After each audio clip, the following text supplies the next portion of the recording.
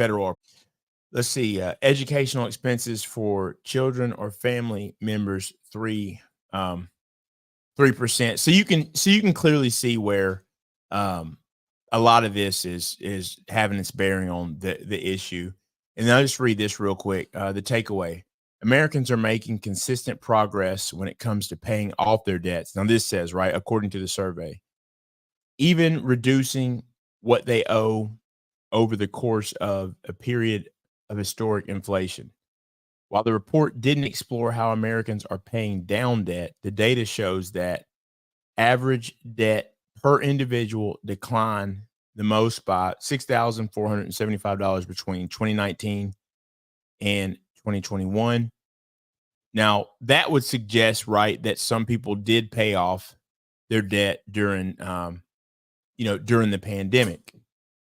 And I would suspect, I don't know if some of this would some way be tied to equity. I don't know, because equity is still, what I think is for those who did sell a home, I would say that some of those who did sell homes probably did pay down some of their debt and stuff like that, because the equity had went up by so much. But then it says during those early pandemic years, many workers grew their savings. Now, we did see that happen. We did see where savings were obviously growing. The money kept on getting counted, and I didn't even feel like that money was a lot of money personally, the stimulus money. But we did see that where people were actually kind of doing some savings. But to me, the housing issue now is starting to reverse course on that. So let me know, Sim, what's the first thing that someone needs to do? And I know it's kind of tough to pin it down to one thing, but someone who is, let's just keep it simple and say we've got someone single. We'll keep it very simple, making $150,000 and they're paycheck to paycheck. What's the first piece of advice you're going to give them in terms of, I want to be clear, not say, now, obviously some debt, I'm sure debt pay down has something to do with that, but in terms of where that person can even start, what are your thoughts on where that person should start or how they should start? Even if is it Dave Ramsey? Is it, what is it, the fire community? What is it that they should do to start when they're coming to grips with, hey, I'm screwed here, basically? That's a good question, man. I went through even a similar situation recently as I was working on this spreadsheet, and I was actually doing exactly what I would suggest someone do, is to sit down, track all of your expenses. Now, your banking institution more than likely gives you, I hope you guys can hear me. Your banking institution more than likely gives you a CSV format of all your transactions, right? And you can go back to your pay stubs, and then you can download all of those transactions and create a system where you can really have a good idea of your financial situation. What I call it is getting naked with your finances, right? It's where you take off all the layers and you just come to grips with the situation that you're in. And then you start figuring it out. Okay, this is where I'm at today. This is my starting point. This potentially could be the lowest and the worst situation that I could find myself in. And then that in turn, over time, you can potentially put yourself in a better situation. Now, the one specific outside influence that I really learned a lot from was Dave Ramsey. And Dave Ramsey helped me out through his show, and it allowed other people to be the case studies, almost a situation where I could put myself in the caller's situation and say, hey, if I was calling Dave and this was my circumstance, how would he discuss it with me? And essentially breaks it down. Okay, how much is the household income, right? How much debt do you all have? How many children do you all have? What baby step are you all on? And once you really start understanding the language that's associated with his his platform, what he does a really good job of is he just ends up reducing all of the different steps that are involved in the process, and it allows you to really start understanding the questions you should be asking yourself. I need to do this. I need to do that. I need to do this. I think that's a very good place to start. Now, I'm working on a spreadsheet myself, and it's a little bit tricky because not all banking institutions output the same information. The tool I would like to start providing to people is a tool where you can track your income, you can track your expenses, you can track your savings, you can track any potential side work, side business income or associated costs that might come into your balance sheet. I think that is important for you as an adult. Like, I think that's like professional level adulting, when you can understand your finances. And it doesn't even really have to be a full-blown like projection or a budget. Just understand how the transactions took place. I went to Chick-fil-A, and on this day, this was my balance before I went there. This is my balance afterwards. And then I had these other associated expenses prior to me receiving my next paycheck, whatever. Man, great points. Great points. Intentional Millionaire. And just in a second, I'm gonna let Intentional Millionaire go, and then I'm just gonna address the chat real quick. We'll see what's happening in the chat. Intentional, what's your thoughts as far as where someone should start? They have no clue where to start. They know they have an issue. Where do they begin? Should it be a book? Should it be turn on a channel on TV to get the information? What is it, or where can someone start to dig themselves out the hole? I would say Sim hit that dead on the head. I would say Dave Ramsey is definitely a good start. Right. But also I think picking up a book. Picking up a book or getting on YouTube and researching some videos on whatever area you feel you don't have insight on, or whatever financial terms you may have heard that does not make sense to you. I think you have to do the due diligence. Right. Because to me, going back to your point, I think when you mentioned about how, people at 150,000 in income and they don't necessarily want to see the numbers. See, that goes back to I think that's a great example of they want to be immature. Because to me, it doesn't make sense if you put the work in to make that type of income. Why wouldn't you also want to do the work to try to maintain and keep or grow or leverage that income? So to me, that's just a lack of maturity. It's just one of those things where you can't throw a rock and then hide your hands. Yeah. Yep. So Absolutely. so I think Dave Ramsey is a good start. I think reading a book. I think you need to do both in sync. I don't think you need to do one before the other. Because I think we're in an era now, this methodical way of doing things, I think it helps, but I think we have to understand that we got to do multitasking to do things, because I think we got to do it with the end goal in mind. That's my thing. Because I don't think it's no problem with anybody I don't think it's no problem with anybody based on where they need to start at. I think it's just all about what do you want for you? And then what path are you going to carve out to get whatever you're looking for? I think that's really the key, because the thing about finance that I enjoy the most is no one size fit all. It's just what path do you take? Some paths is faster than others. Some paths may be a little bit more challenging. However, but the end goal really can be the same. And I think that's the great thing about finance. And also the great thing about finance is you'll find it's really just about the person that does the best due diligence. But then after you do the due diligence, you have to take action. And I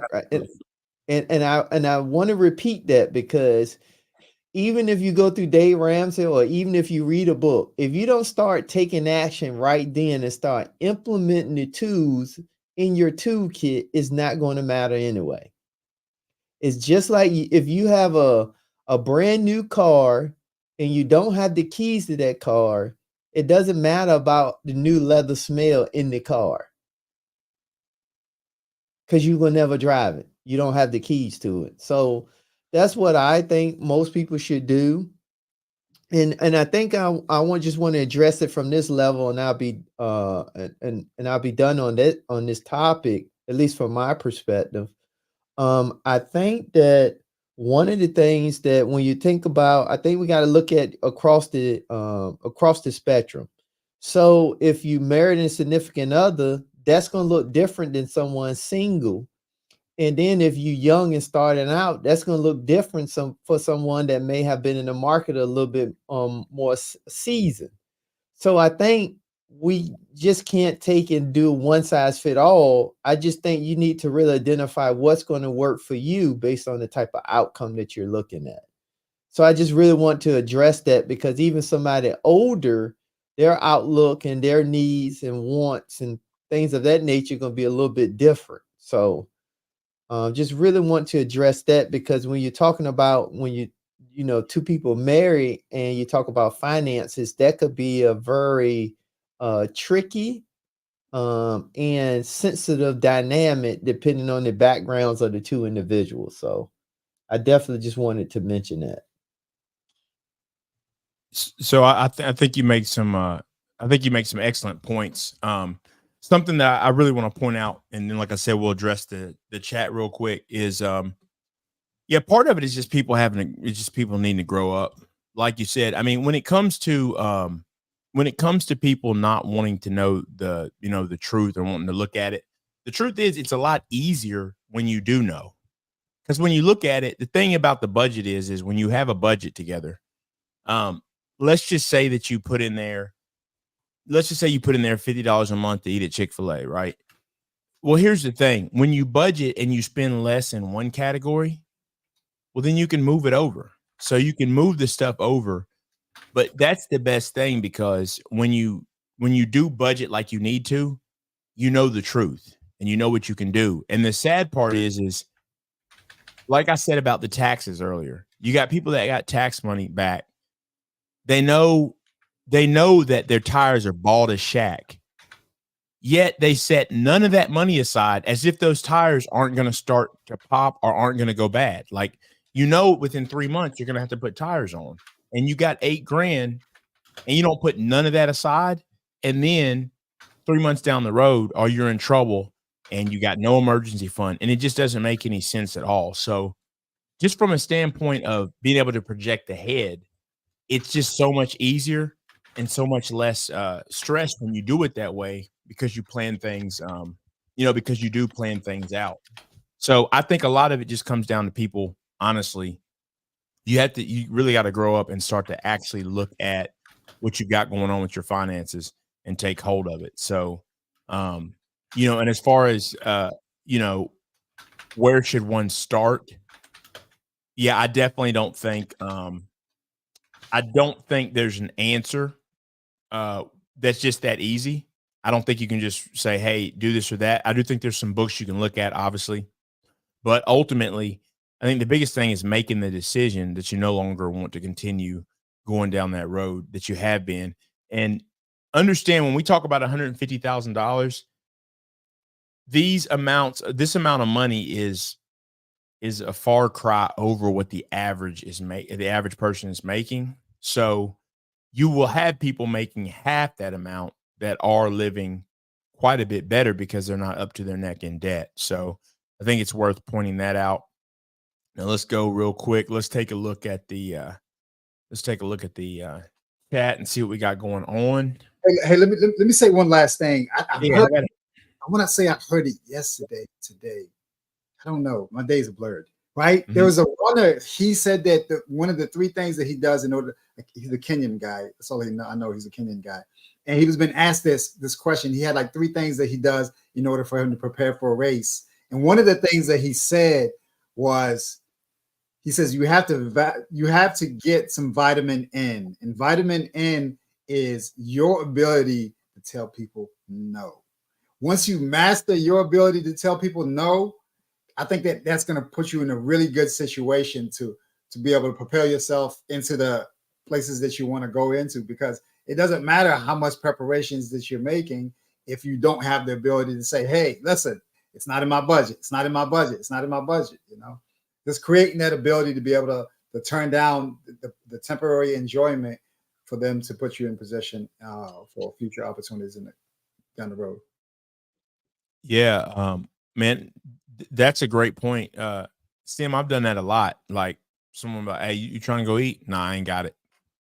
Nice. Well, it's because that budget category I don't. So I'm not. It's easy. You know, it is what it is. I don't have it there. Now, could I move it around or whatever? Yeah, but to me, it's just easy. It's money I don't need to spend. So you know what I mean, or I don't want to spend. So yeah, I think that's I think that's a great point. I think it's an excellent point that you make. Excellent point. OG Patrice, greetings and salutations. She said that earlier. It's been a little while earlier, so sorry. I'm just now getting caught up.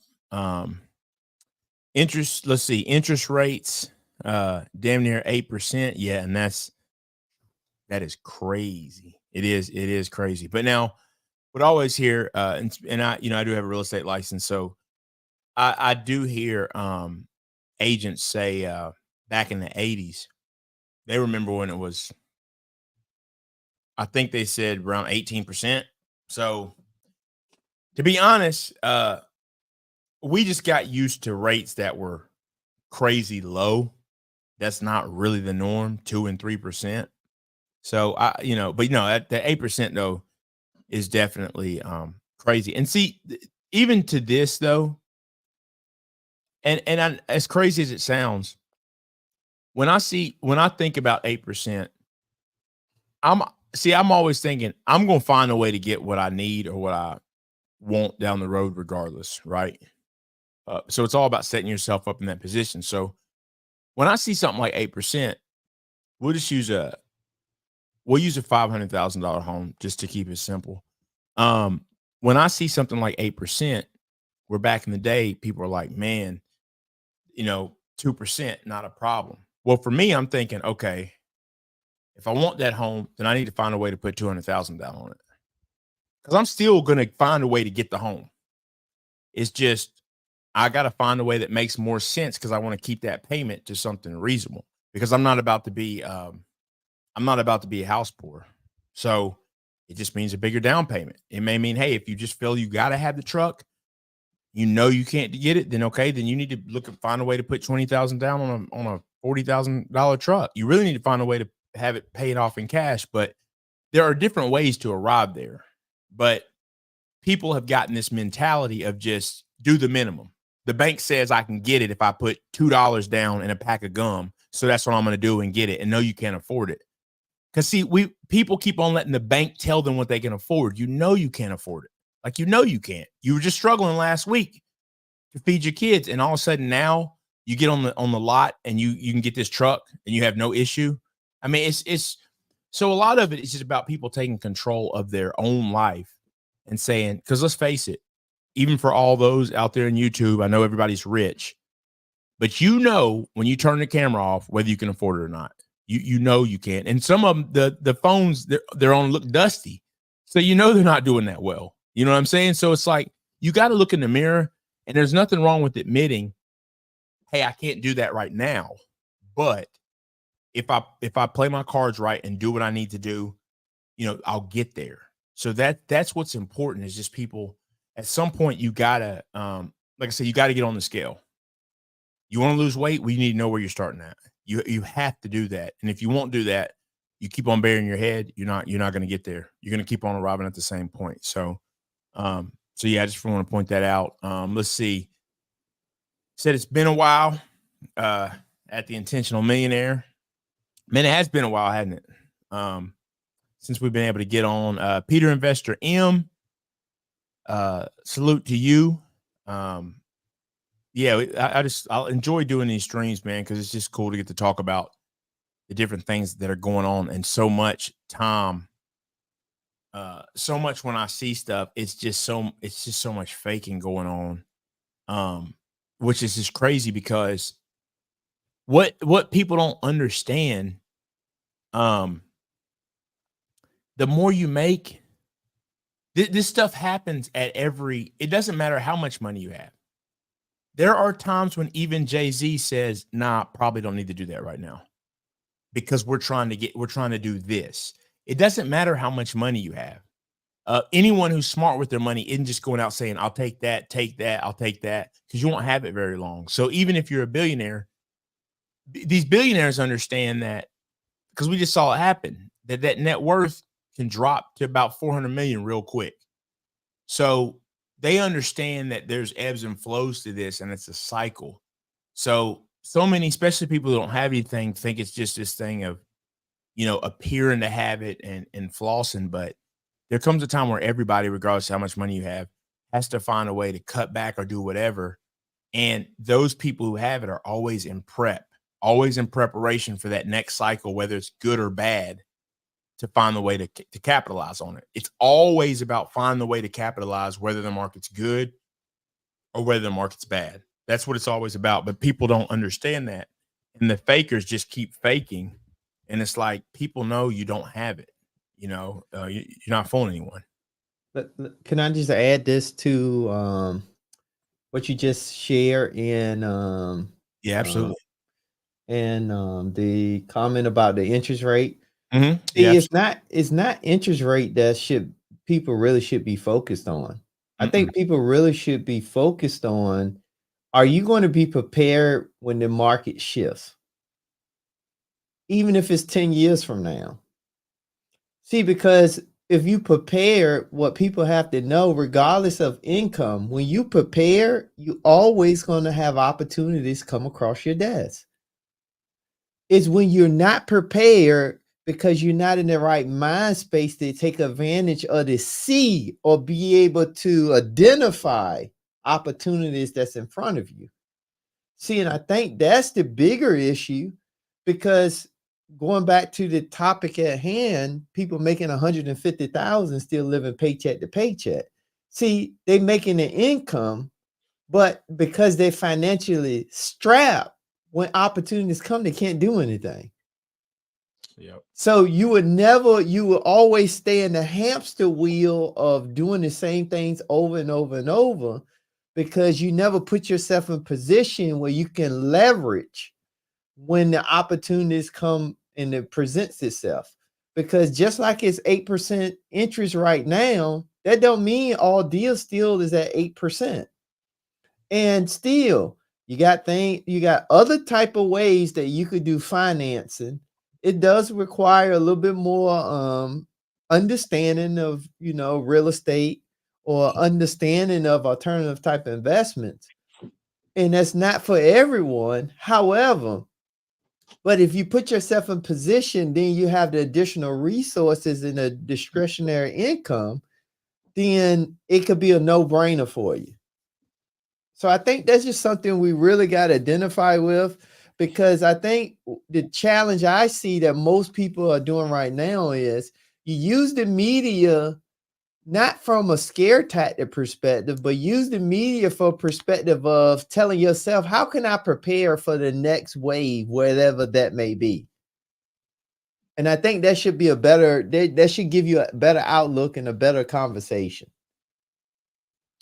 Yeah, man. I think those are excellent points, man. I think those are excellent points. I think like you said, it's all about opportunity and being able to seize, the opportunity at the right time. And that's why, it's like, even, hey, you got a little cash. And when I say cash, I just mean really just money that you can access quickly. That's how you get a deal, right? There's a reason why pawn shops exist, right? Because they're ready to jump on a deal, and they're always ready to get the deal when someone comes in, so then they can in turn flip it to someone else who's in position. So I think that's a great point, because I always say about, certainly on the investing end, I don't care if the interest rate is 75%. What do the numbers say? What does the cash flow? I mean, can you afford it? You know, what do the numbers say? Because at the end of the day, you know, you can always refinance. There's other stuff, but you got to always be looking at how you can take advantage when the opportunity comes. So, man, that's a very good point. Very good point, intentional millionaire, that you make there. Wally Verse says, yo, and we appreciate everybody definitely for, for watching the content. We really appreciate it as always. And also Wally Verse says, salute to the finance bros. And salute right back at you. Let's see. We've got Facts and the Uncomfortable Truth with Bernard S. Salute, bro. Salute. Absolutely. Let's see what else we got. See, Sim shouting out back to Peter Investor M. Peter Investor M has been around a while, man. Always coming up. We always appreciate definitely appreciate the support. We always do, man. It means a lot to us. Got a friend right here, Wealth Engineering. Yo, the crew is back. Yeah, absolutely, man. Absolutely. Ray, we got a spot for you right here, man. We got a spot for you. Yeah, we absolutely do. We absolutely do, man. Wealth Engineering has been up with us, many a times, just talking finance and what's going on. And honestly, while we get on the panel and talk, it really, you really do have to live it, because things are changing so much. You really have to stay locked in. Stuff shifts so quickly. You can quickly have no clue what's going on if you don't, if you don't really stay on top of things. So no, absolutely. And so, yeah. Hey, let me say this real quick about Wealth Engineering. Hey, remember when we came over there to your channel, man, and he said something to us? He said, man, the dollar's under attack, man. We don't know if the dollar's gonna be on top like it's been over the years. I remember that. I sure do. Man, we didn't believe you, man. We didn't believe you. But yeah, I mean, a lot of the stuff, Wealth Engineering, he kept his ear to the streets, man. And check out his channel. Wealth Engineering has some really, really good information. So definitely check out his channel for sure. Absolutely. He told us about a lot of the stuff that's happening right now. We were talking about it at least 2 years ago, at least. Mm-hmm. Yeah. And by the way, I was listening to some stuff about China, because a lot of people thought China would overtake, but that's a whole nother topic. But China's got a lot of issues going on. They're not going to be overtaking the dollar anytime soon. It won't be them. Maybe somebody won't be China, just based on they've got a lot of issues. They put so much money in the infrastructure in terms of just to really facilitate it wasn't even so much about growth, but more so about stimulating the economy. And now there's literally places in China where there's like, it's just completely empty. There's literally whole buildings empty, just sitting around. There's not even people to basically live there. So they've got a whole nother problem where they're going to have to figure out how they stimulate, and it can't be done the way it was previously. So that's something we'll talk about.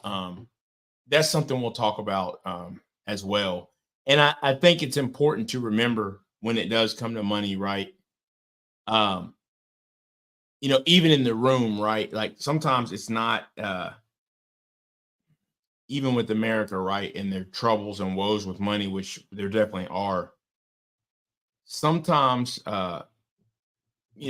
certain places are bullies, right? So there's a lot of stuff attached to the money that makes it deep. But yeah, I definitely always enjoy our conversations with Wealth Engineering, and I know he would be interested in debating some more for sure. So absolutely. Let's see. So one thing right here real quick, Wealth Engineering said, how is it in my area? Have I noticed a slowdown?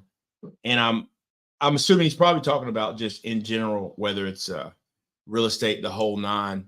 Yeah, there's definitely been a drop off. If you're talking about real estate, yeah, there's definitely been there's been a little bit of a slowdown, but there still is a problem. The thing about this is the people keep on saying and have been saying throughout this whole thing, man, it's going to get back like 2008. It's so different than that point in time, right? The issue now, 2008, it was supply was the issue. It's still at the end of the day, you got to look at supply and demand. So this artificial problem caused in 2008, which was just ratchet. There's no other way to put it. This artificial problem, well, people started losing their homes, right? So at the same time, people start losing their homes. So, okay, people lose their homes. What happens? Well, supply is starting to go up. Banks aren't giving out loans. So even if demand, right, per se hasn't changed, well, it is changed by force because you can't get a loan to get it. So you had supply, going up and demand going down. And then on top of that, you had people, because the values dropping, where the demand was dropping because they didn't want to touch houses with a 10-foot pole. So all this was about supply. Now we have a problem where the interest rates are going up, but there's not enough supply. There's not enough supply for homes. And that's why we're not seeing these big drops because it's just, you got to have supply. The supply on the market would have to go up, or, a change in demand, rapid change in demand, just for the money to switch up. So that's where people are waiting on this great big drop. I don't see it. I don't see it based off of they can't build enough homes fast enough. So as long as that happens, doesn't mean we won't see some little changes, because I have seen that. And I have seen, I have seen prices start to drop some, which will happen because of the interest rates. But in the grand scheme of things, as long as there's a supply problem, we're not getting 2008 again. It's just not going to happen. So I want to point that out. But yeah, it has slowed down in my area some, for sure. So then right here, let's see. A deal is a deal at 12% or 8%. And I 100% agree with this. I just purchased an investment property at 11%. Thank you, Orlando Miner. Oh, shout out to Orlando Miner, man. He's doing his thing, man. I like to see people do their thing, man. Check out his channel for sure, man. Orlando's doing his thing. For sure. Let's see. Caramel Drip. You're live again. Hello. Oh yeah, she's talking about me, because it's my second time today. Oh, okay. That's what's up. Oh, you live today? Oh yeah, I went live earlier this morning. Yeah. Okay, yeah. I didn't realize that. Okay, cool. Listen, we gotta. It's a fourth quarter. We gotta eat out here. I hear you, man. I hear you. So yeah, I just wanted to point out, some of you all in some of your comments and stuff. But yeah, I think overall when we look at this $150,000, just to me, the grand scheme of this, $150,000 is zero reason you should be living check to check, period. There's no reason at all. It doesn't make sense at all. But if you are, at least you have, hopefully, right, usually, bigger income, bigger debt a lot of times, but at least you have a venue, because that is the thing. If you are making $150,000, you do have a skill. If you're doing it and you're not scamming, you have a skill, right? So that's a good thing, and you're gonna have to continue using that skill to try to dig yourself out. So that's the one thing about that certain income bracket, if you will. And I'm gonna show something just real fast, just to put that in perspective. Let's see. I thought this would help maybe put things in perspective in terms of how much. Right here is median earnings by age in the United States. So age 16 to 19, right? 31,000, and I'm just going to round just to make it easy. Let's say 31,000, 20 to 24, 38,000. 25 to 34, 52,000. 35 to 44, 63,000. 45 to 45 to 54, 64,000. 55 to 64, 63,000. And 65 years and up, of course, at that point in time, because of people retiring, it takes a drop off. That would be 65,000. So what they're saying at your peak, in between 45, and I'm glad to know I'm not there yet. So that means I'm gonna keep moving up. I got plans to move up regardless, though. But 45 to 54, just under 65,000. So I wanted to point that out because it does show that in terms of the numbers, I wanted to point that out because these are the average. So when we're talking about 150,000, I mean, it's a far cry from this amount. So it does show you if these are the averages, and by no means should you be trying to be average, but it should still show you within this group of people, because as we saw, those numbers tend to be around the same. So there's a lot of people making way less, not living check to check. That means you messed up and you got to fix it. So just think about it. And that you should feel bad about. I mean, you should. If you literally got people making half of what you do or a third, and they're not living check to check, you're living beyond your means. It's that simple. So when I say feel bad, you should feel bad if you decide to stay there. Nothing's wrong with it, acknowledging that you made some mistakes along the way and fixing it. But if you decide to stay there, then yeah, you should feel bad about that.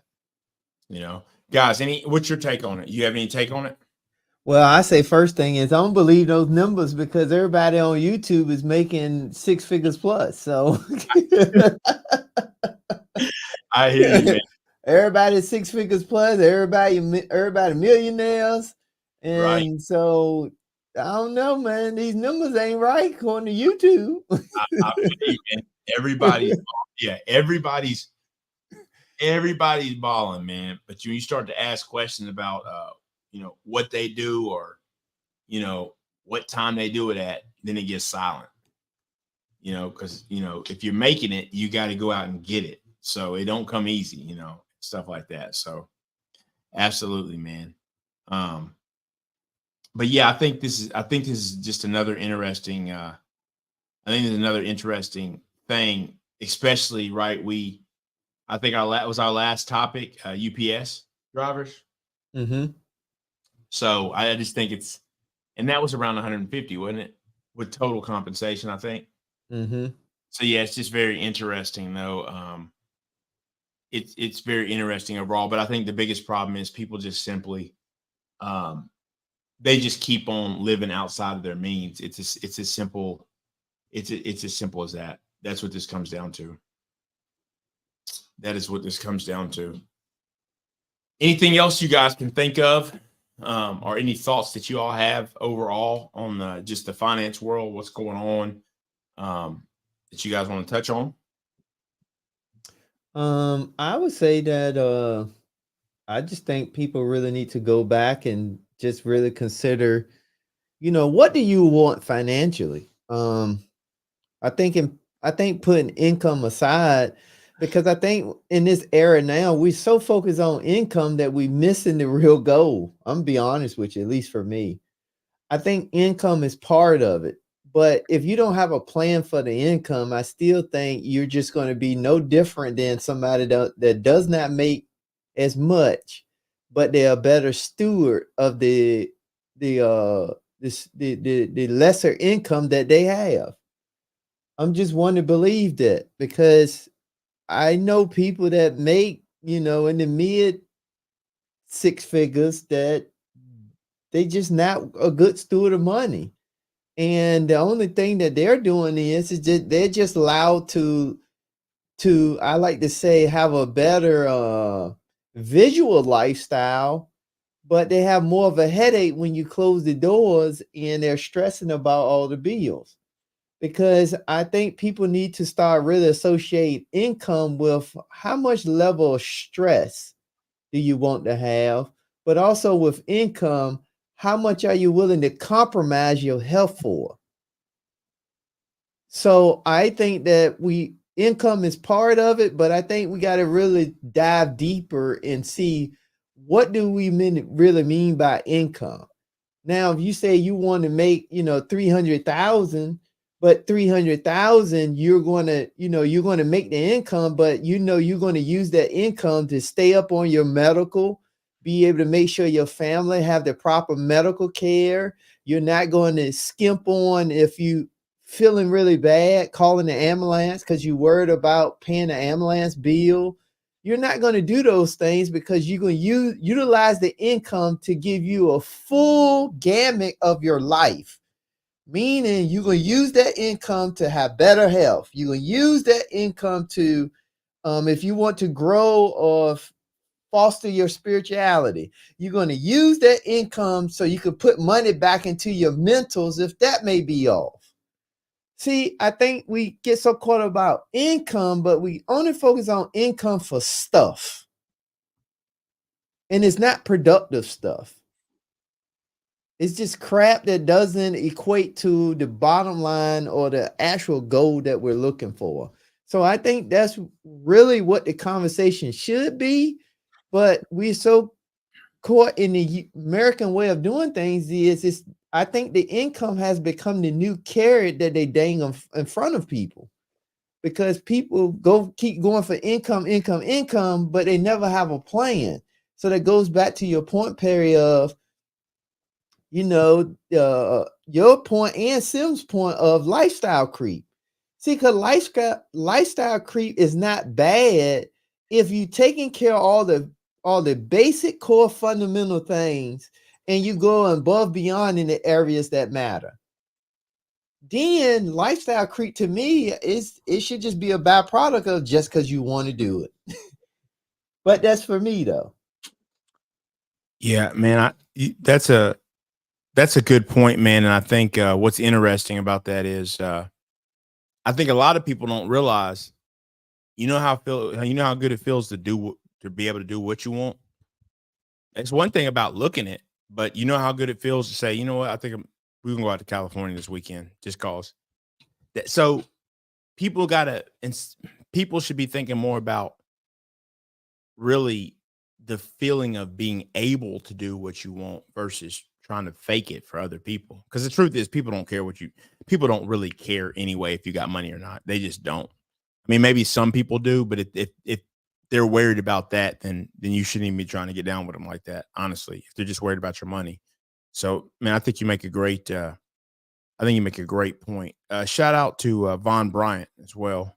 Let's see, he's got a comment here. I do want to touch on real quick with Facts and the Uncomfortable Truth with Bernard S. And I know people like that where me and Tim live. So I'm sure he's in the DMV area, I would assume, or in Virginia, or in that area, making that $200,000 a year, and they struggle to ask. And he's saying, ask you about it, which is just, that's crazy. But I definitely believe it because, it doesn't matter how much people make. It's all about their habits, right? It's just habits, right? And also, you start to get up in those areas, it is more expensive, right? So that's something as well. And look, there's a concept that people don't even use. Look, people are like, well, I'm gonna live where I want to live. That's cool. But I would move. Back in the day, I would move. If I could get a $15,000 bump, and yet I could, whether you want to say rent or mortgage, I could spend, I'm gonna get a $15,000 bump, but save $1,000 a month. Yep, I'm out. I'm out. I'll learn to love the place I'm at. Now I'm not just going anywhere, but that was part of the reason I wanted to be in Atlanta. Also, I knew the cost of living was favorable. I knew I could get home fairly quickly to go see my mom. And it was just and I lived in Maryland. I'm from Virginia. I lived in Maryland. But I liked Atlanta and other things that came with it as well. I went to school in the South, so I was accustomed to it. But just looking at that, I actually did get a bump of, I want to say it's probably 10,000 at the time, but my rent went down by I had a nicer place that was about 800 cheaper. I'm out. I mean, it's just real easy for me. So but some of that you want to do at an earlier age, right? You want to make those decisions at an earlier age. It does get harder to move, obviously, certainly if you have kids and things like that. So that's things to talk about. But I think something real important that I do want people to take home with them is any of the topics that we talk about on here. Certainly for those of you all that have kids, if you're not talking to them about this stuff, you're doing your own kids a disservice. Because the main thing should be to keep them from suffering some of the things you did, right? So we really have to, I think we have to take hold and we really have to take hold and make sure that we're teaching them while they're young, because if you can set those habits in place while they're young, it just becomes the norm to do what's best for you. But you got to learn that early on. So wanted to point that out. Von Bryant says, at Tim, I have a new business. I have an LLC, an EIN number. I will definitely need some advice from you, my brother.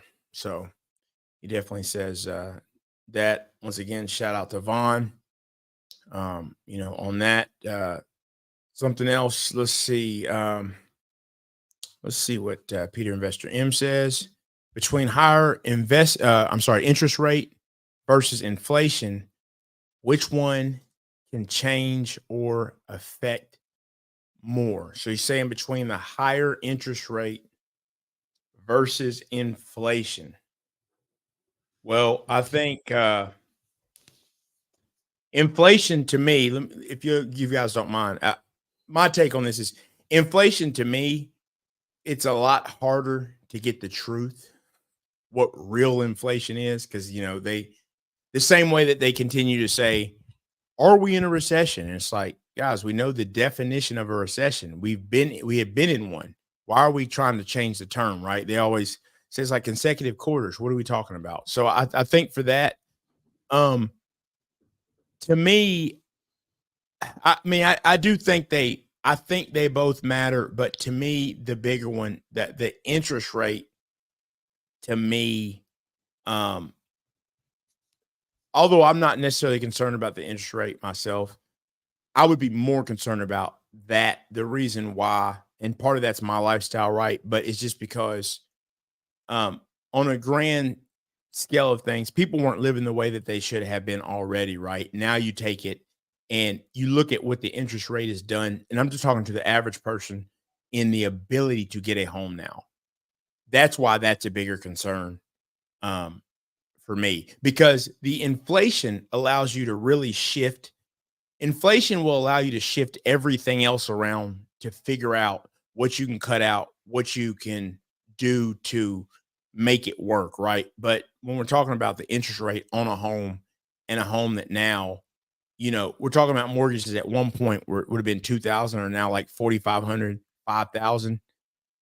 The interest rate, just knowing that for me, I know the average person would be struggling to get a nice house now. I know they are. And if they say they're not, they're lying, because it's just, you could see those numbers go up. So for me, it's the interest rate. And I just want to be clear, because earlier I said, I'm not really concerned about the interest rate. Well, I'm not for myself, right? In terms of, so it's just a little bit different, but across the board, I have to be honest that, yeah, I think for the average American, it's definitely, it's definitely a problem. And also my current interest rate is locked in at under 3, right? So, but even when buying one, all the equity there, I could use the equity if I wanted to have the higher interest rate, but use it to literally pay the home half off up front, right? So there's just different, it's not that simple, but hey, I have to go with the interest rate for me. What do you guys think? What about you, Sim? Yeah, I mean, one thing that we're not talking about is, with the interest rate, you can actually buy it down too, right? like the more money that you put down, you can actually buy yourself into a better rate. Yeah, you can. And that's the perk and that's the benefit that comes with being prepared and being in a good financial position. But if you're running, you know, at the skin of your teeth, you don't have that liberty for you to choose whether to ride in the ambulance or to get somebody to drive you fast, lights flashing on the way to the hospital, you know. And that's just the difference. And I think it's a really true, it's a true metric to really consider, because like not only buying it down, but you also have the opportunity to potentially refinance in the event that the economy turns around and the situation becomes better than what it is. The interest rate is one that we might feel like we're relegated to it, but you can buy the position down, depending upon how much money that you have, and you can also potentially refinance it in good times. Because if we're really being honest, the people who were in the sweetest spot when these rates were down to the 2s and the 3s were people who were refinancing a house that they already were in possession of, and all they were doing is just getting into a sweeter spot. Not necessarily the people who were just buying houses that had the inflated price in addition to a very, very low interest rate. So in my opinion, those were the people who were in the sweetest spot. What do you guys think? That definitely makes sense. Hold up. Let's hold up 1 second. We got a friend of the show that's joining. Let me bring him up real quick. Shout out, man. How's it going? Yo, how's it going, guys? It's been a while, but I'm happy to see you guys online today. It's been so long we haven't seen each other. So what's up, Tim? What's up, Simsia, Perry? What's going on, Wealth Engineering? We're here. So I want to stop the show, you all. We got Wealth Engineering in the building. I want to always say shout out to Wealth Engineering because he was the first person that reached out and allowed me to do a collaboration. So I'm always going to let you know, thank you, because you was the first one that allowed me to get halfway decent on YouTube. The honor is mine. You're the first millionaire I interviewed. So I also want to say that we knew you were coming up because anytime I always hear the word fiat, I know you somewhere lurking. Absolutely, man. Good to see you, man. Go ahead, man. Introduce yourself and tell them about your channel, man. I definitely think that's important, man. Let them know what you do, man. Oh, very quickly. So my name is JC. I go by Wealth Engineering on YouTube. Basically, I founded Wealth Engineering as an online school to help millennials my age learn how to trade, learn how to invest, and also not just trade and invest on a short term, but think of it as a long term and basically trying to build wealth. Because when you're trying to trade or invest, what's the purpose behind it? Is to acquire wealth. And that's definitely a philosophy that I adopted earlier, like maybe I would say 5 years ago. And then since then, it's been working for me. And I've been basically teaching other people along the way. And I enjoy making content. So that's basically what my channel is about. For 2023, however, I had to change strategy for different reasons, YouTube's in general, but also in my personal life. There has been a lot of changes. As you can see, it's a new studio. So there's a bunch of changes that's been happening lately. So that's why I took a break. But I'm always happy to support you guys however I can and enjoy the great conversation you guys have there. And that topic alone got my attention. As soon as I saw my notification turn on, I was like, shout out to you guys. I got to show support. And then I've been on since I saw it. So thank you for inviting me, guys. Absolutely, man. Always good to have you, man. Tell me what you think about are you surprised that basically a third of individuals making 150,000 are living check to check? Not at all. And this is something that will get worse. This is a trend that will get worse as we're getting a higher interest rate, as we're getting higher inflation numbers. And the inflation are not necessarily higher compared to what we saw last year, but it's been high for a very long time. It's been close to 5, 6 for a very long time, and now we're starting to see the effects of that. And I want to give a shout out to the chat, but especially Peter Investor M, because that question he asked you earlier was a great question. And again, Peter Investor M is always that guy that's giving us thought provoking questions, and I love that about him. And this is a great way to a segue to that topic too. So basically, this happened in my family like over 10 years ago, where someone in my family was making above 100K, was a doctor, and it was living paycheck to paycheck. So this is something that that's one of the reasons why I founded Wealth Engineering, is literally to avoid that. And there is many factors that can contribute to that, especially in the Black community, because you can have a Black tax. Someone's making 100K may not necessarily want to live that high class life, but that you might be that only one in your family that's making that number. So everyone else in your family might want to get some money out of you. That's what happened in my own family.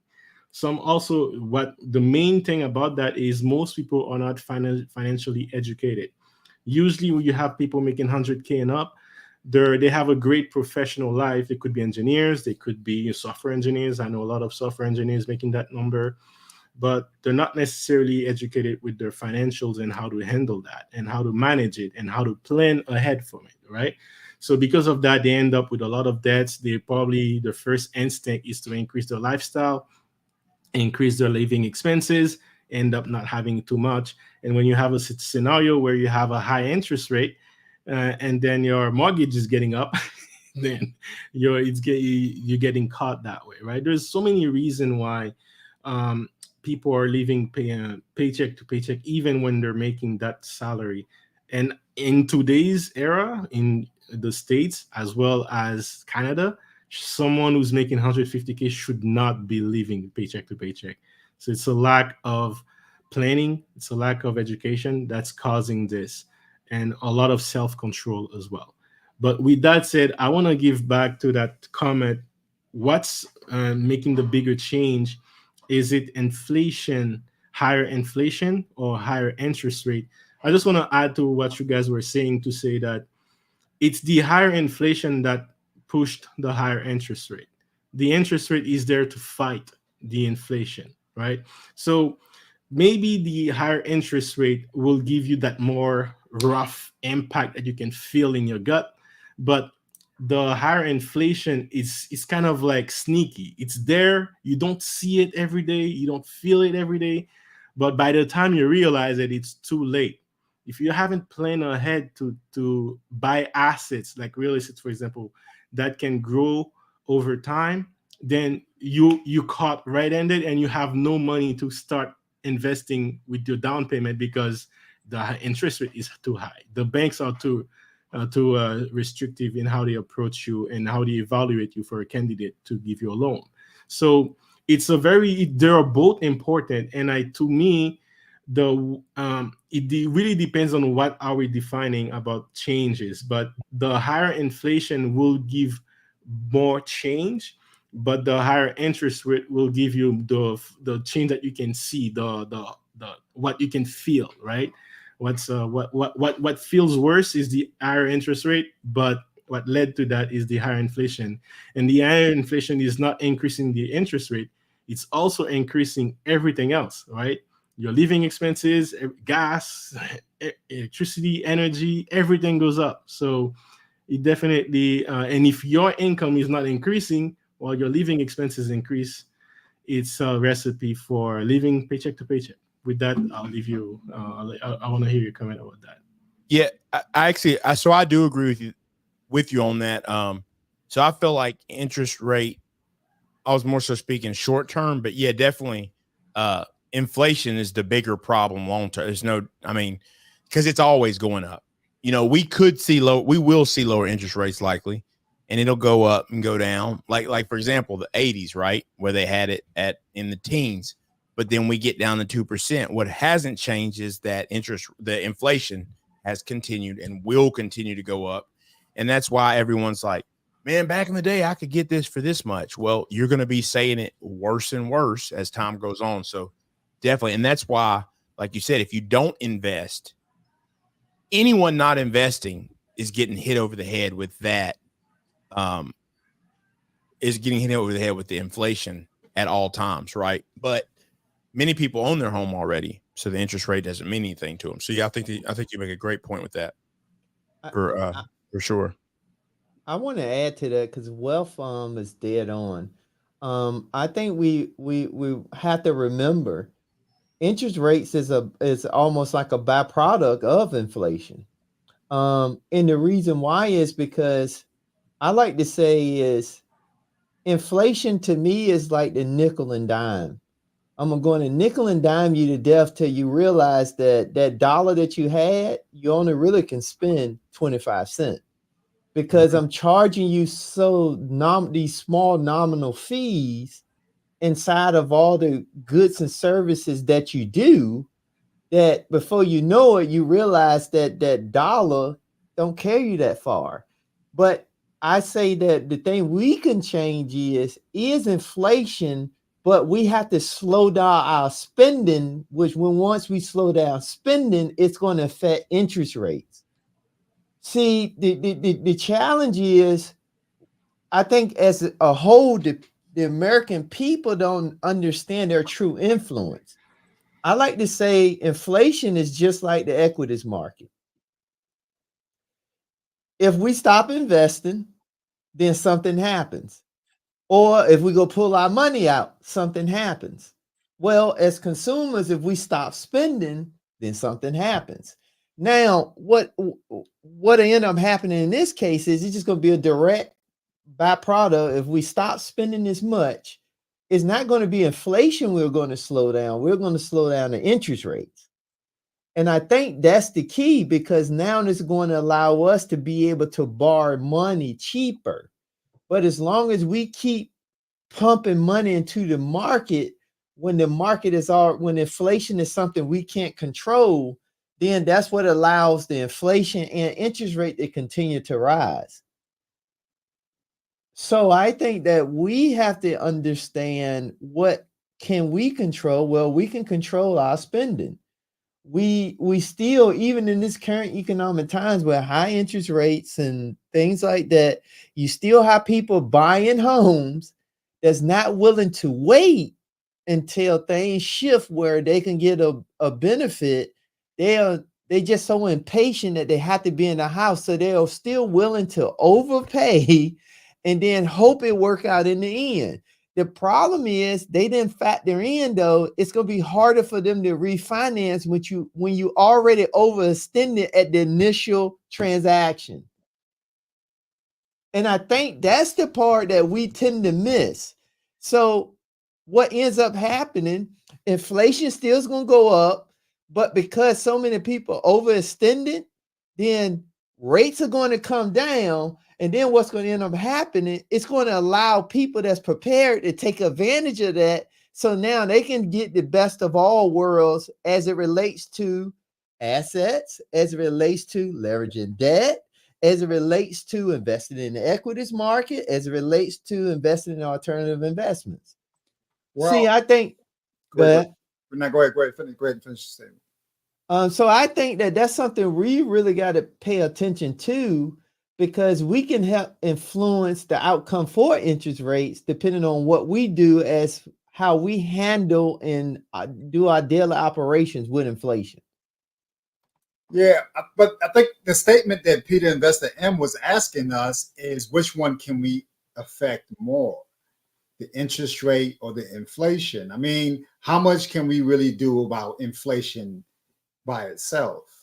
I mean, I think that it's just like Tim said, it's a tax for our money, and it's something that's really imposed upon us, but there's not really much that we can do about it. In the process of being prepared, yeah, we're in a position to potentially wait longer, and we're in a position to potentially buy down our interest rate. I believe myself that we are most apt to put ourselves in a better position by being able to buy down our interest or being able to qualify for a better opportunity further down the road. Now I wanna pose something to you guys. It was something interesting that you just made me think about, Tim, when you were just speaking a second ago. This past weekend, so we had the parade of homes here this past weekend, right? And a house that I saw a week before, 2 weeks ago, right? That's $3.3 million. It was under contract, and then another house that was $2.9 million was also had been under contract for 3 weeks. And then I checked out this house that was 7 million, whatever, and it was crazy. A lot of people there. I say all that to say this: is the conversation that we're having based on communities that are not well-to-do, that are not amongst the most desirable of areas to live in? Can we say that in a nice area where they have a great school in the neighborhood, that people are not fighting for them to be involved or for them to live in their community? Are those houses seeing a decline in prices and valuation, or are they seeing maybe like some slower transaction rates where it's not the transaction is not happening as fast, but it's still happening nonetheless?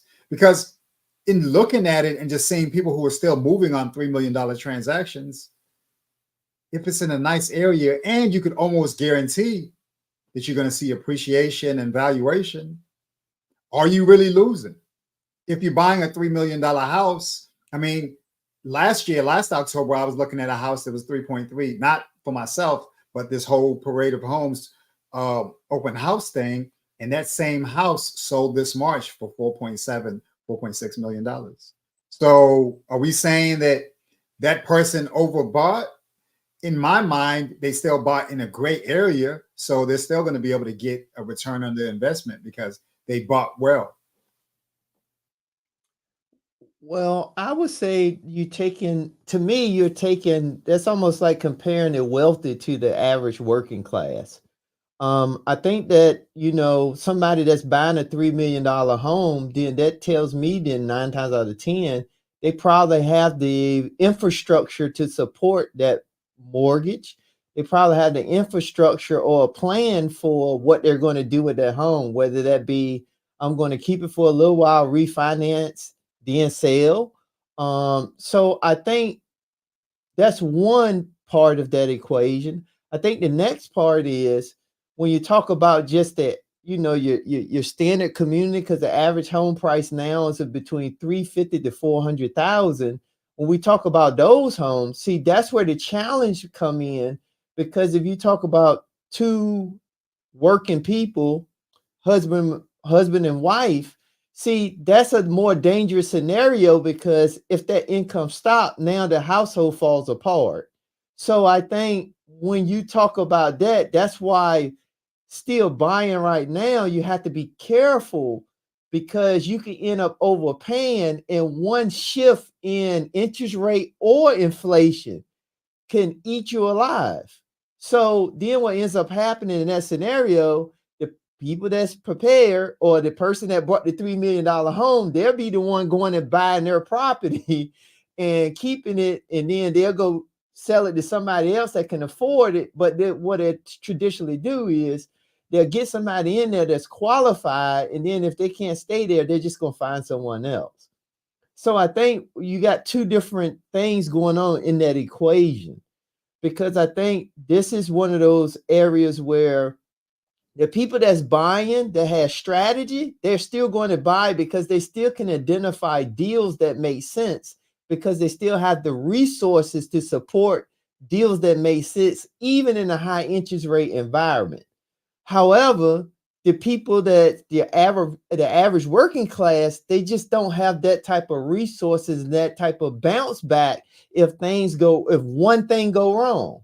And I think that's the two things we just got to make sure we don't blur those lines. But that's a great point, because the elites are still going to buy. The elites going to still be able to take advantage of opportunity. Because here's the key thing: even if you buy a $3 million home right now at 11% interest rate, what you do know is, because you can afford it, you're going to hold it, and then that if anything change, you can still dump it. or you could refinance it, because you're never going to be cut close, or you never went in already in the red. But your average working class going into a $400,000 home, making $80,000 between husband and wife. See, they started in the red, so they will never be able to refinance. They're going to always be on the edge. Yeah. And, you know, for me, it's just eye-opening, right? Because you start to see a completely different world. And not only are you having that exposure, but you're just seeing, man, these people are not living the same. They don't have the same concerns at all. And they'll almost never have to worry about, oh, is my house value going to go down? No, your house value is not going to go down, because your neighbors are paying for the school, and the school's being well funded. So there's going to continue to be a supply of people who want to be here, you know? Yeah, but let me say this too. That, by the way, that's what my whole thing with this whole side hustle gig economy thing is look, man, to me, it's okay if it's extra and above, but you're going to buy something that you're going to stake 30-year mortgage or 15-year mortgage on what I can do from day to day or week to week. It's crazy. And a lot of it goes into what's your career path, right? Like, of course, you know, the wealthy, that's no issue, because, you know, usually business owners, right? There's a continuation of plans to be able to support that. Like you said, the economy around it, but people know in general if their career path is stable or not. Right. And, that's why I think it comes down to those hard decisions, to be made. That's why also, you know, my lifestyle, I've always kept my lifestyle to a point of comfort. Now, you know, I have the things that I like and want, but in general, you know, it's like we always say, leave yourself an out. I always got to have it out. That's why, many in real estate investment will teach, just get the property, just own it, do whatever you can to get it.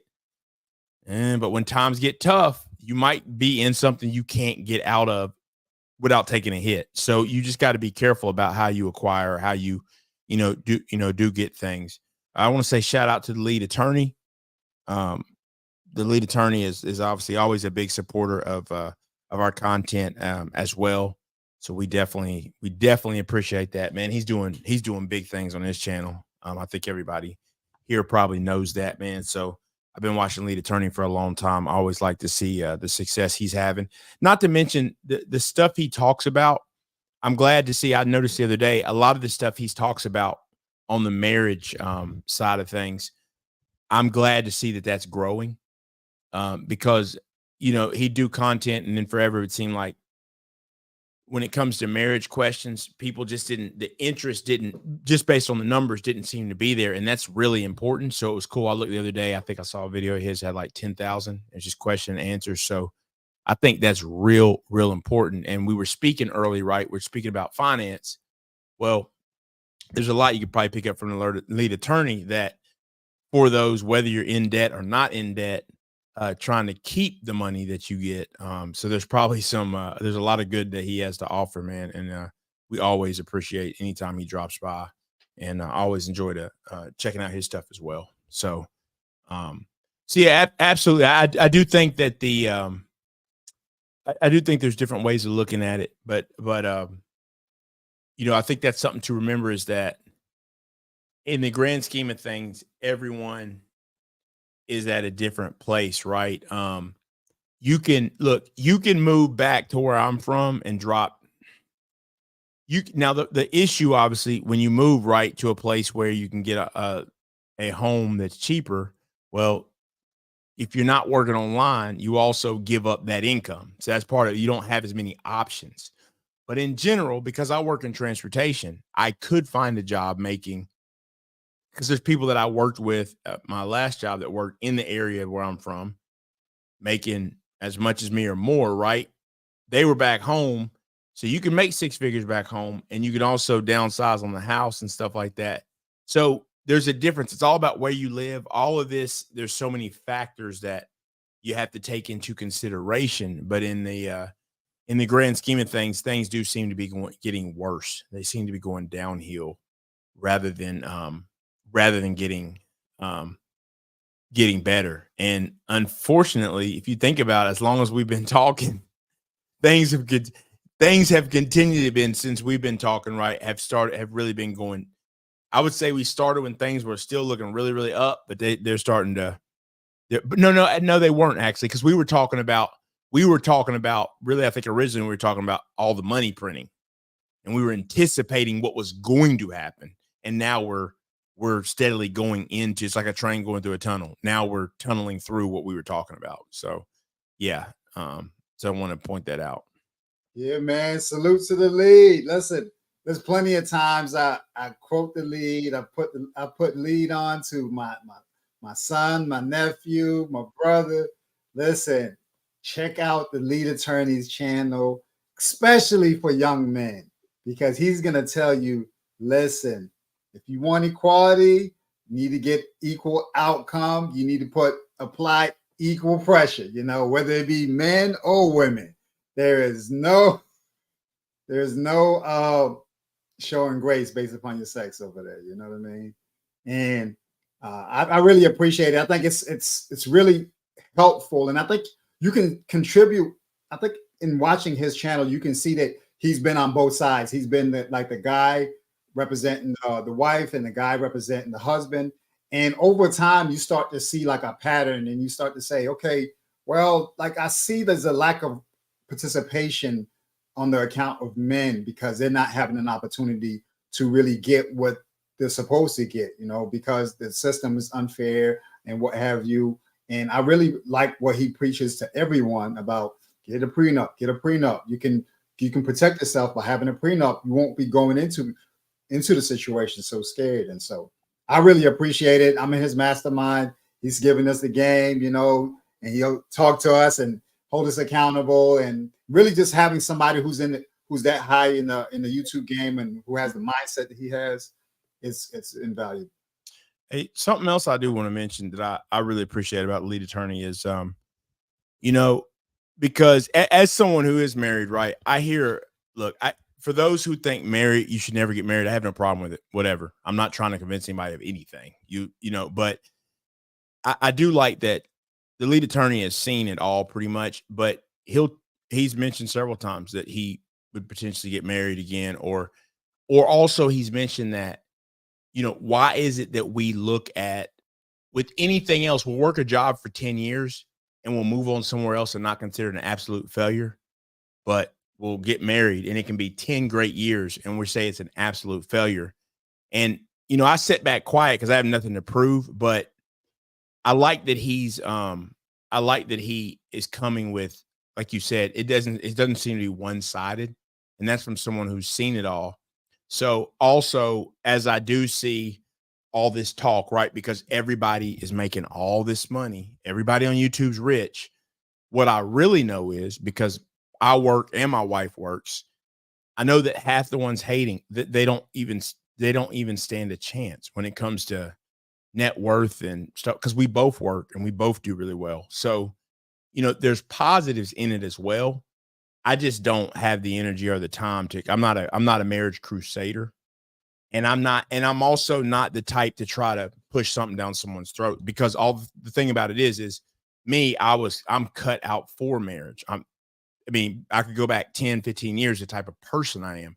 Everybody's not that type of person, right? So I don't try to preach that or push that on people, but I do like that Lead Attorney seems to be open to the good and bad on both sides.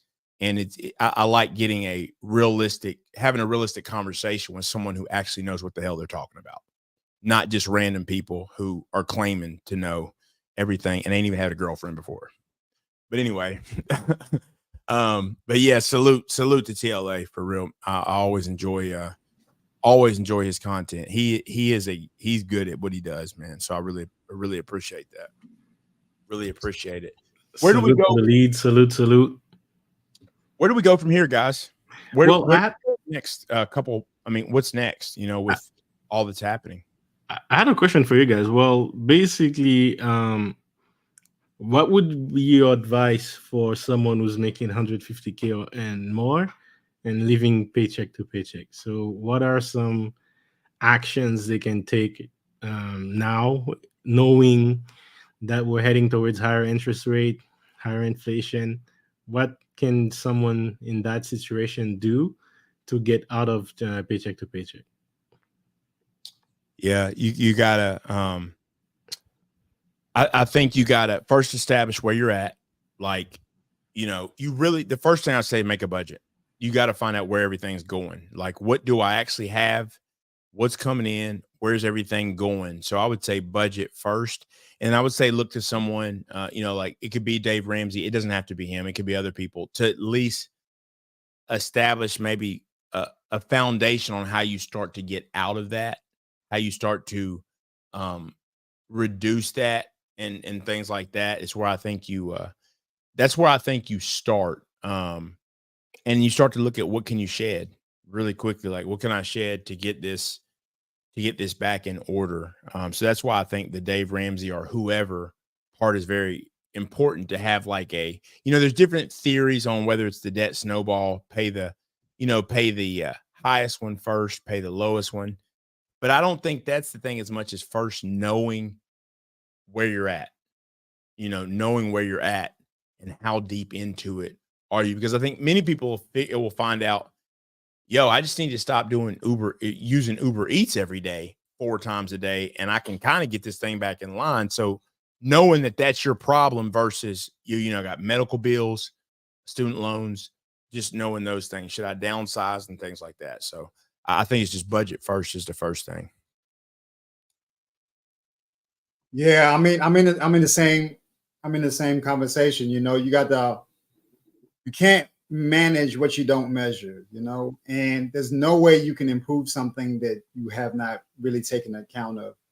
And it's really important. And the first thing is really admitting that you don't know it, right?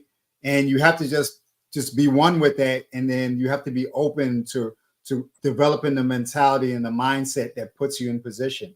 It could be everything from audio books that teach you the game about how money works. It could be Rich Dad, Poor Dad. It could be Dave Ramsey, watching his show on YouTube and just paying attention to the questions that he's asking, how he cuts down someone's situation or the questions that he poses or asks. I was even watching the lead attorney when he was talking to somebody. I could see the series of questions that he asks to understand the seriousness that someone has towards marriage. Like, why do you want to get married? Like, what is it that's really wanting you to get married? And I think that in being able to know the questions to ask, you're going to be able to assess your situation and say, hey, okay, this is the desired outcome, and this is the way by which I could go about attaining it. I think Sim and Wealth summed it up well. I would say that the biggest thing, the biggest hurdle before they could do anything in the actual application is, I think they just got to accept their humility. I think they really got to understand that, hey, I did this wrong. I don't have the outcome that I'm looking for. And I think once they do that, if they fully accept that part, I think they can easily get out their situation, because once they, find a Dave Ramsey, find the right mentor, whatever the case may be, they off to the races, because they already got the fundamental part. To make that type of income, they had to have some level of skills. So that's not an issue. It's just a matter of now accepting the humility, and then be willing to take a step back, be willing to downsize, be willing to sell the expensive car with the $1,000 car payment. They have to be willing to, accept this setback to get a big come up. And if they don't do that first, I mean, they can listen to all the Dave Ramsey, they can read all the books. They just never going to be there, because they're going to be in too much internal conflict in their head. So I think, because you got to know, when you make that type of income, and you live in paycheck to paycheck, that means that they probably have a lot of things. And they got to be willing to let some of those things go. They have to be willing to, I like to say, go back to doing some of the grunt work. What do I mean by that? They have to be willing to sell some of them, those material things that's not creating or adding to their bottom line. They need to be able to understand that they don't know. But then they got to do something. Absolutely. Take action. Take Yeah, action. I What like about your guys' questions. I like your answers. I agree with a lot of what you say, and just like pretty much said Tim and Perry, like the mindset, right? It's basically you have to have mindset. So when I think about this question, the way I approach it is it depends on what age you are, because many people that I know that were between 25 and 33, making six figures and up, then they were it's not like they had their family yet. Most of them were single, so their approach was like, let me try to get that fancy lifestyle. And especially with these women's out there looking for six-figure men. So they definitely want to show that they have this lifestyle, right? And surprising, a lot of them end up living paycheck to paycheck just because they want to maintain that lifestyle. And then and that happened to me actually, where you get into a vicious cycle where you realize that you have to step down because you're like, man, I'm barely going by with this paycheck to paycheck. But because you got so used to that lifestyle and how people saw you that way, then you're like, that slows you down into making the right decision. And that makes the problem even worse. So one thing that helped me go through that, and if that's someone listen to this that goes through the same situation, then that definitely would be my advice to them, would be think about it in a whole different way. Think of it as what can you acquire of value and plan ahead that way. And once you put your mindset towards acquiring something that's gonna make you look more than a boss, an actual boss maybe, then it's easier for you to accept that you have to make certain sacrifice right now towards a bigger future moving forward. And like I'll give you an example. This last year I started thinking about that, looking for business to buy, and this year I've been looking heavily on that. But that's something I'm doing right now, for example, where I'm looking at different businesses to buy. And one we were looking at, we were talking about the high interest real estate market, but what's been happening also is the commercial market. It's been really impacted by what's going on right now. And when you add that with a lot of baby boomers retiring, looking for people to sell their business and not finding any buyers, anyone with any cash down, they're willing to bring their business down to making great deals with you, like deals where you basically become they become the bank and financing you and making using the profit of the business to pay the down payment.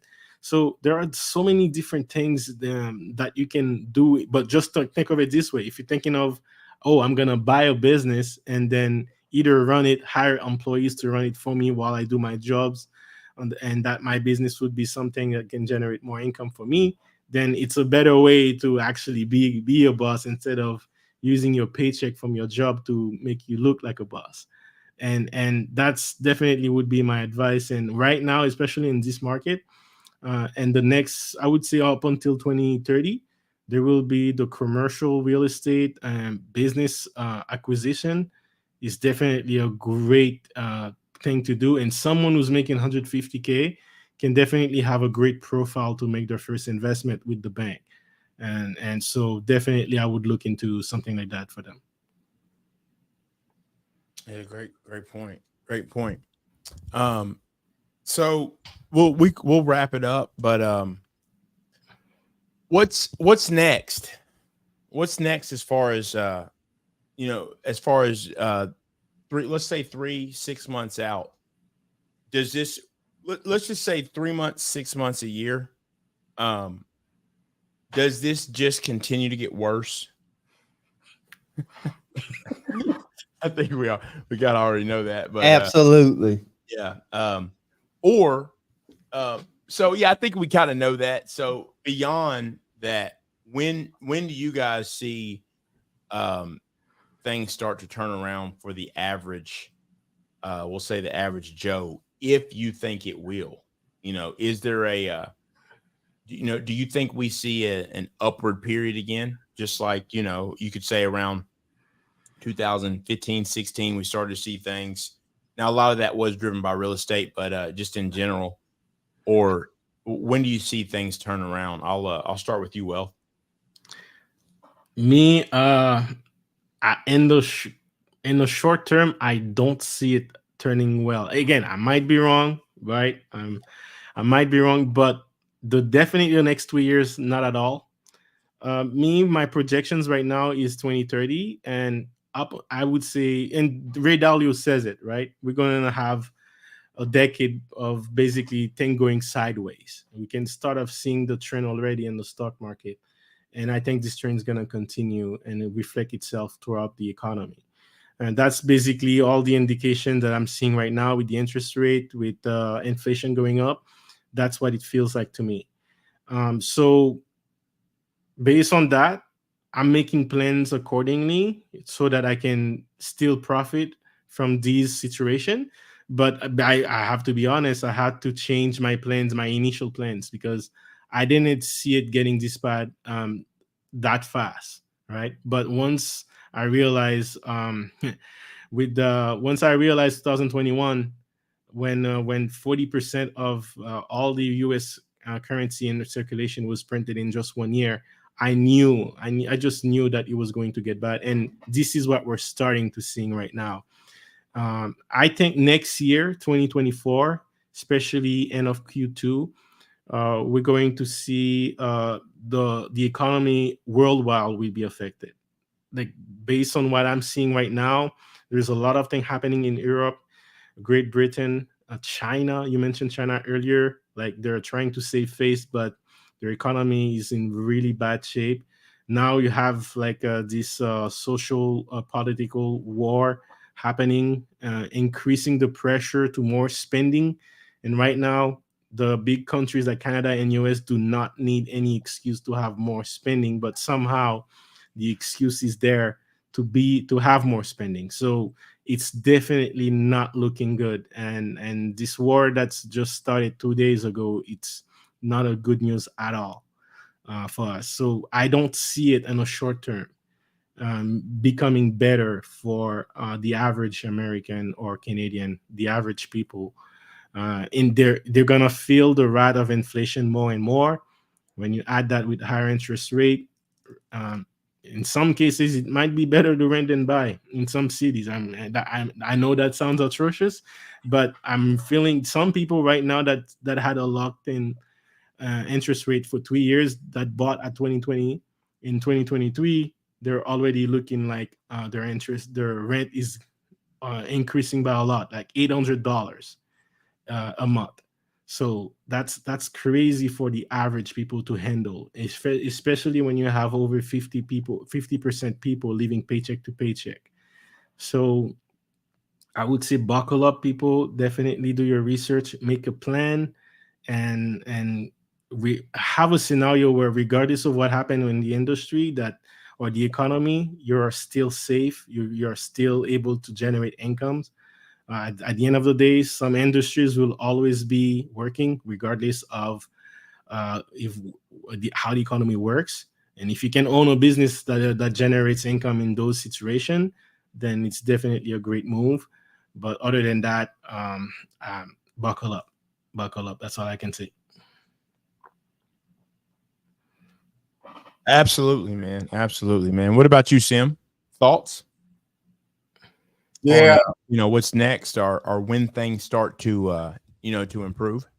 I think that I don't see it happening no sooner than the inauguration of the next term or the next president. Given that next year is going to be an election year, I see next year being a very tumultuous year with a whole bunch of backbiting and just that battle for people to try to paint themselves as being the best choice or the best option. And I second what wealth engineering is saying, the idea of going to war. I'm hearing something along the lines of like each rocket's like $160,000 or something like that. And they've already shot almost 5,000. It's a lot of money. It's a lot. And where is it really coming from? So it's a tough situation. And I think that if we do anything, you just have to assess your situation and just say, hey, listen, what can I do without, or is there some options that I could potentially participate in, or from an entertainment standpoint, that are not going to cost me a lot down the road? I think that we should just be prepared for anything, whether it be layoffs, definitely the interest rates potentially going up even higher. It's going to get worse before it gets any better. And we have to be serious. I think that this quarter, this fourth quarter right here, is probably going to be the most conservative quarter that we've had in a while, given that people are still dealing with some tough situations. And as the interest rate continues to skyrocket, people's credit card interest rates are just going through the roof, especially if they're not paying it off every single month. So do what you can, tighten up the belt, put yourself in a better position going into the future. Be prepared for anything that could come down the road, because anything could come down the road. Absolutely, man. Great points, man. And we will move to Intentional Millionaire. Give me your thoughts, Intentional, on when you think we come out of this. What do you think's next? What's your thoughts? I don't see us coming out of this. I see what's going to end up happening. What I think is going to happen is they're going to change the way we do things. And I think this is just another way to go back to a prediction from years ago that the middle class is shrinking. So I think they are really going to emphasize that as the economy, in the current state of the economy, it's going to boil down to one of two things. You're either going to be a winner or a loser. And loser not meaning you as an individual, just saying loser from the economic standpoint of, would you be able to survive, or you just going to be able to get by? And there is a difference there.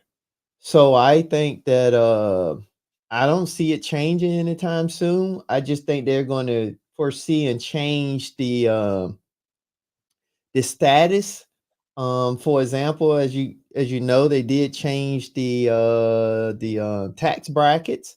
So I think things like that is going to change to accommodate for the change in the economic environment. And you are either going to be one of two things. I just think that this is just another way to re-identify and really re-emphasize that the middle class is definitely going to be shrinking. Absolutely. Absolutely. So my thought is, I don't think we're headed. I don't think that things are going to improve anytime soon. I think we've got a while. I think they're going to keep on trying to use, the so-called tool belt to fix the issues, right? That, and this is speaking from obviously the U.S. standpoint, but pretty much everywhere is doing it, right?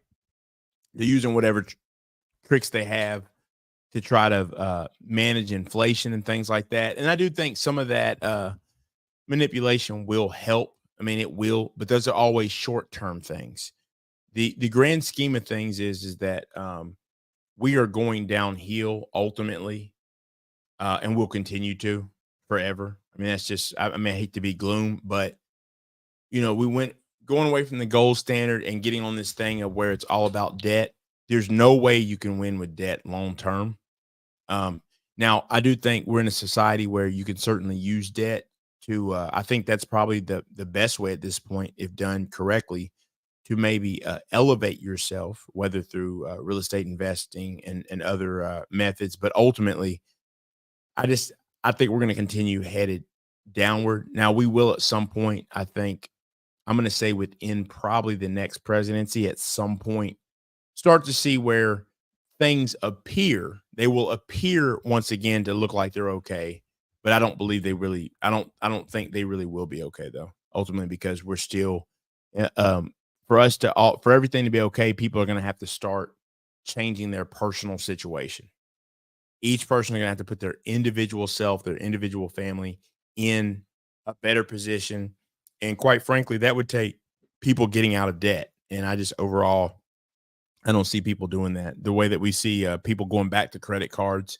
I mean, just the thought of people literally living off of credit cards is wild to me. But that's the type of society we have now. So I think we're looking at several years from now, like I say, in the cycle of the next presidency, where we start to see the appearance that things are starting to really get back to some sense of what we saw several years back. And I still think that it could, potentially be an illusion. So I'm going to go ahead and just real quick pull you guys all up. Any other thoughts, anything else before we end the stream? And I do want to say thank you to each and every person that checked in on the stream. Did a shout out those in the chat. We always appreciate the back and forth, the feedback. So shout out to each of you all. And you all have any closing thoughts, remarks, or anything? Now that's it. You gotta fix your roof when it's sunny outside, and do what you can to put yourself in a better position going into the future. Absolutely. Any you guys have anything else? I say you can do it. Just put your head down, accept where you are, accept that you may not be where you want to be. And I think now is a good time to reevaluate what you want to do. If you don't have the skills and your income is lacking, then you need to reevaluate some skills that you need to start to learn, adapt, or create so you can start generating another form of income. I think for the younger people that's in college right now, going to college, you should really make sure you consider that you get a marketable skill and don't waste your dollars and your time on unmarketable degrees. And I think that even if you're going to decide not to go to college, you need to pick up a trade you can be able to generate income in any economic environment. And then if you older and you feel like time has got away, it's never too late. KFC was started, I think, at age 65, 55, 65, I don't know. But just know that it's never too late. So for you, the good thing is if you're older, you have wisdom. So take that wisdom and utilize it and do it faster. So just realize that you don't need to know it all. Just get people around you that's younger, with energy, with endurance, that know more than you, but you help orchestrate it. That's what you need to do. So that's what I would say anybody need to do in this environment. Absolutely. As a last word, I would say I agree with a lot of what Tim says. And as a last word, I would say when things are easy, they're easy for everyone.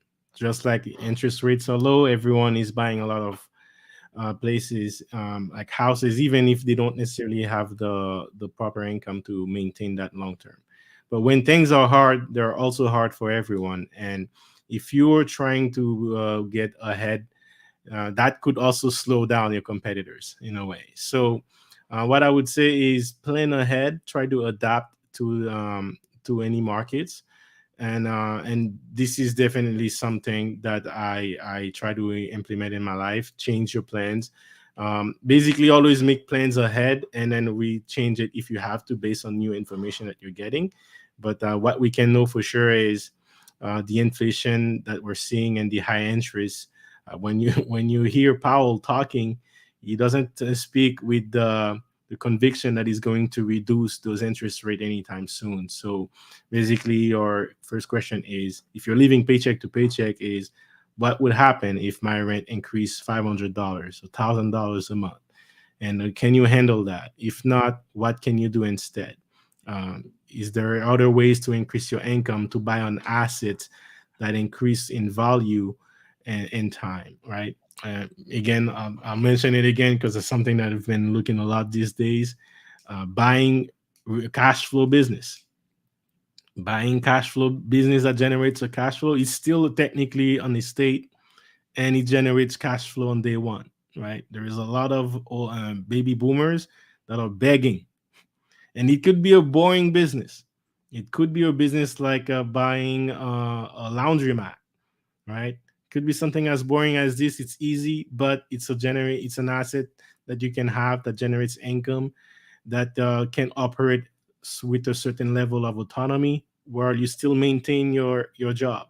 And what can you do in your current job to increase your income, right? Can you get a certification? Can you do consultation on the side, right?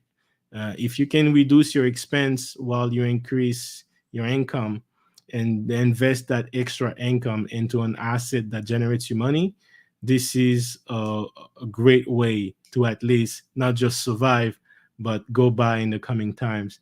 And when the wind change, you're going to be in the best scenario possible to leverage those low interests that will come in. And when the banks saw how you manage your life, your income in hard times, they're going to be more willing to give you money so that you can replicate that and increase your net worth in the good times. So with that said, make a plan and move ahead. Absolutely, guys. I'll keep it short. One thing, yes, when KFC started, he was 62. So yeah, he was up, man. He was up there. It is never too late, man. It is never too late. So yeah, I just had a birthday earlier this week, actually, and I just been reflecting on how time is just it's just going. So but yeah, my thing is, I'll sum it up with this is start with where you're at and get to know, really look at what you've got going on and get to the truth. You get down to the truth of what your finances look like. See what you're working with. It comes down to a budget, knowing that, know what mistakes you've made in the past, and then, find a way to implement the changes. That's the main thing. You have to apply it. Tons of people have books sitting on their shelves. They've read, they've done nothing though. So it won't change anything. So you have to do that. But definitely look, we definitely appreciate, you all as always, just checking out the stream. We just love having these conversations about money and, just trying to help anyone we can. We also always love the chat. Thank you to the chat. It's a very important part of all of our streams. So we certainly appreciate it. And we plan to be coming, with weekly content coming pretty soon. So you should see us on a consistent basis. I definitely want to take time to thank, Wealth Engineering for coming up. We definitely appreciate him. Hadn't seen him in a while. So definitely glad to see him. Intentional Millionaire, of course, also Sim. And we appreciate you all. And we will see you next time.